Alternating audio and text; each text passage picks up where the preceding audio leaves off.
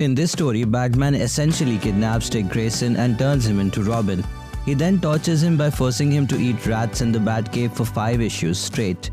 Vicky Vale walks around in her revealing lingerie. Wonder Woman is portrayed as someone who hates men. The Joker is covered in tattoos. Black Canary goes around beating up street thugs and then has sex with Batman right in the middle of the street. This story is wild, showing Batman as an absolute psychopath who goes around kidnapping and terrorizing children just for his own amusement. Naturally, the Justice League and other superheroes didn't like that at all. That's where this issue begins, with Green Lantern coming to talk to Batman. Batman is always prepared, so before their conversation, he had an entire room painted yellow, because yellow is Green Lantern's weakness. To be clear, Batman didn't do the painting himself, he forced Robin to do it. Plus, he made a strange and suggestive comment about Robin and his hands. Green Lantern is understandably frustrated with Batman. Batman is running around Gotham like a madman, breaking bones, sending people to the hospital, and scaring everyone. Green Lantern confronts Batman about this, but Batman doesn't care. He believes it's his job to scare people because he's not fighting aliens or monsters, he's going after rapists and murderers. To do that, he says you have to instill fear, even if it makes some people think all superheroes are really just criminals. Batman agrees that superheroes have to be criminals if that's what it takes to catch the bad guys. Green Lantern doesn't buy any of Batman's excuses.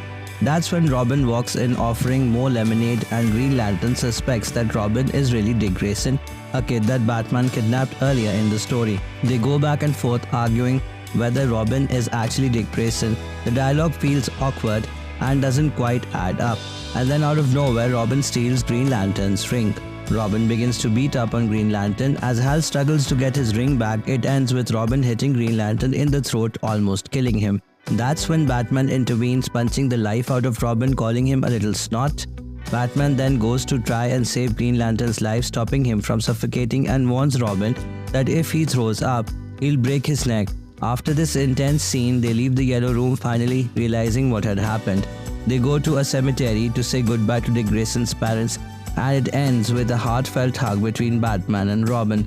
All-Star Batman and Robin is often cited as one of the worst Batman stories due to its chaotic plot, poor writing, and a complete off-base portrayal of Batman.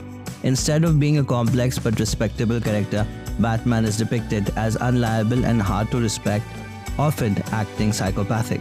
Frank Miller's take on Batman highlights the most extreme aspects of his vigilante nature, making him excessively violent and unpredictable. Despite its flaws, the story has some intriguing moments, like the scene where Batman paints a room yellow to trap Green Lantern, exploiting his weakness.